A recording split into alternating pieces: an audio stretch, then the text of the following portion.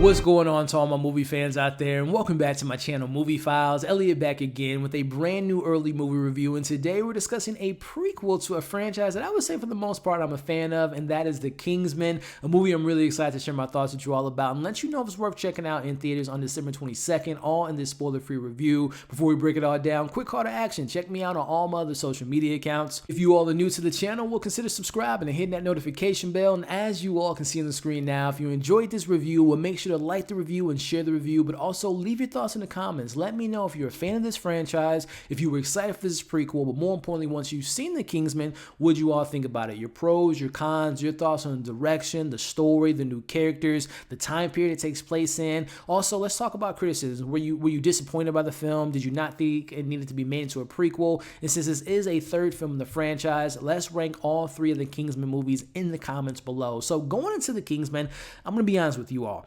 I wasn't overly excited about this film. I'm not going to lie.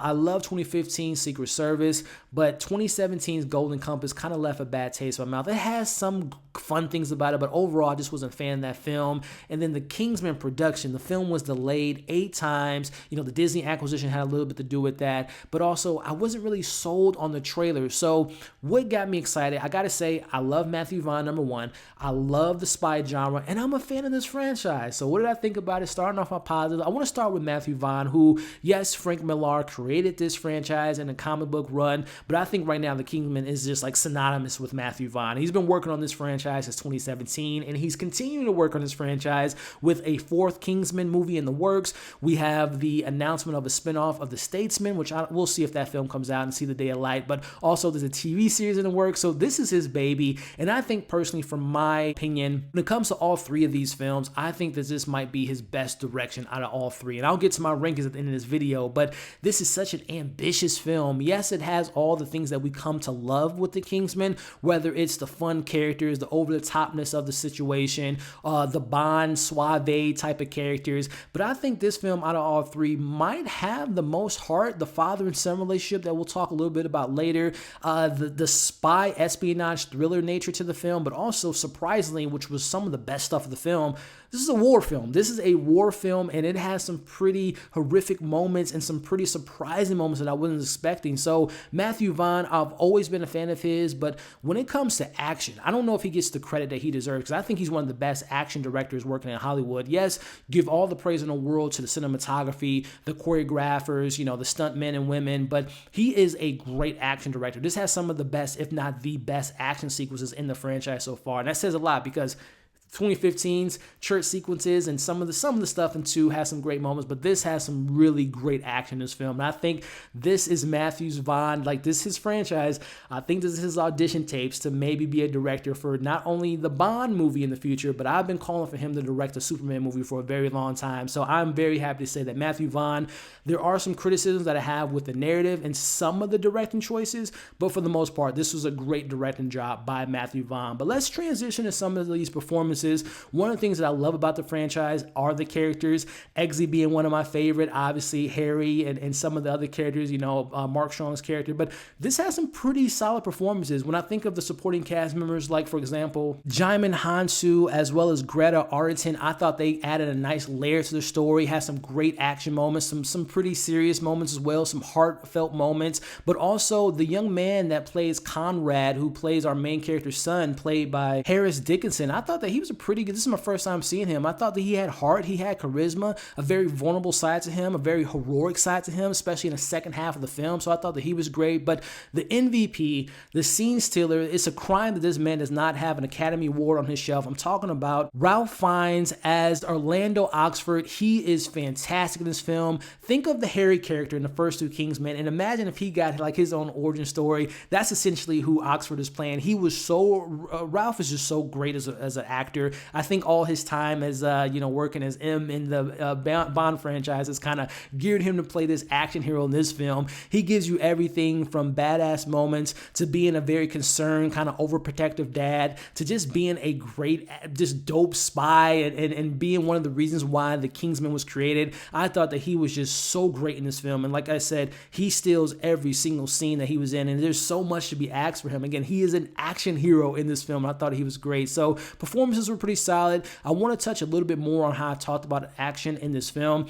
The action is fantastic. Like I said, it's some of the action that we've kind of been used to seeing in the franchise, but just kind of taken to another level. And then I mentioned how there is a war element of this film, and one of my favorite sequences in this movie takes place in the second half of the film involving No Man's Land, War World 1, which this film kind of has to take some of the real life stuff that happened in the real world and obviously adds its own sprinkle of kind of fantasy and kind of fictional nature to the story. But the war stuff in this film was really gritty. I don't know if Matthew Vaughn wants to direct a 1917 type of film in the future, but if he does want to direct a war film, this proved to me that he can do it because the war sequences in this film are pretty fantastic. So action was on point.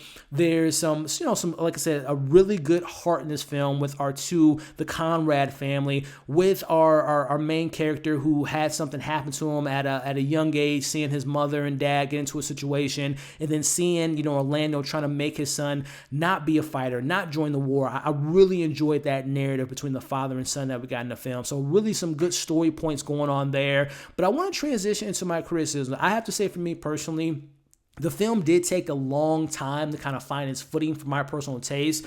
The first half of the film, to me, is easily the weakest part of the film. It kind of gave me a mixture of the Golden Circle vibes. And listen, I love Matthew Vaughn as a director, but the first half of this film was just really kind of uneven. The tone was kind of a mixture of, it was serious, but then you have a character like Rasputin who has a scene in a dining room fight that I thought was just a little bit too overlong and a little bit too corny for my sensibilities. So I think when you all see the film, some of you all might like the first half, but for me, it took a while to finally get the ball rolling. And I don't want to spoil anything, but once we get into the No Man Land scene and onward, that's when the film was at its complete best, especially when you go to the finale of this film. But that first half for me is the weakest part of this film, easily, like I said, from tone, from story, to just not being able to, like, where are we going with this? So I have to say the first half is the weakest element. And some of the characters, like, in particularly the villains. I already mentioned one of the villains, but the overall villains in this film felt a little bit too over the top and felt like too on the nose. Like, I think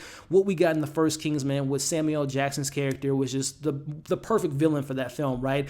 And they try to give you a villain in that sorts who's kind of in the shadows and has some over the topness, but I thought that the villains were kind of in that same lane as Poppy's character in the Golden Circle. So I didn't think the villains were all that menacing or all that serious as I thought, the first Kingsman offered. So those are kind of my main criticisms with the film. Before I give you all my overall thoughts and give you my score, if you haven't already, make sure to like, share, comment, and subscribe to the channel. Overall, I gotta say, the Kingsman, did we need a prequel?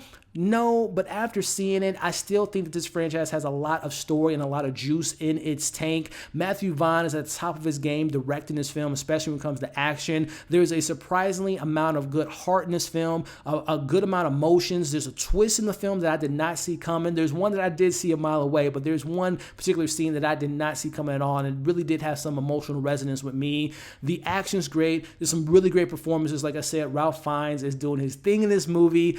There are some criticisms that I mentioned with the first half being a little lackluster and some of the villains not really being up to snuff for me. But overall, I had a good time with this film. And I have to say, if you're a fan of this franchise, go give this film a watch when it becomes available on December 22nd. With all that being said, I'm going to give the Kingsman a 3.5 out of 5. It's not, and to rank the films for me, I have to say 2015 Secret Service is still my favorite to date. I'll say this one's my second favorite, and like I mentioned, the Golden Circle is just not my type of film. So hey, that's my thoughts of the film. That's my rankings on the franchise so far. I'm excited to see the fourth Kingsman with Eggsy and Harry and continuing that narrative. I'm excited to see if we get that Statesman spinoff with Channing Tatum and all the characters that came with that, and also to see if we get other stuff with this. So hey, let me know what you all thought of the film once you've seen it, your pros, your cons, your thoughts on what you hope to see in the franchise, and also what are your rankings of all three in the comments. If you stuck around to this point in the video, I appreciate every single one of you all. Before you leave, make sure to like, share, comment, subscribe, and hit that notification bell. That way you don't miss any of my future reviews. Hope you enjoyed this review. Hope you're staying safe. As you can see on the screen now, subscribe to my channel. Check out my other content. We'll catch you all on the next video.